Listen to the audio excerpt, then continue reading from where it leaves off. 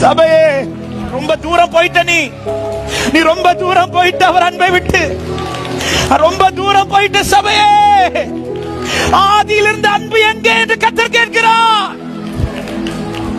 ஆதியிலிருந்து அன்பு எங்கே? உன் கிரியை நான் அறிந்திருக்கிற எல்லாம் சூப்பரா இருக்கு, நீ எனக்காய் செய்யறதெல்லாம்.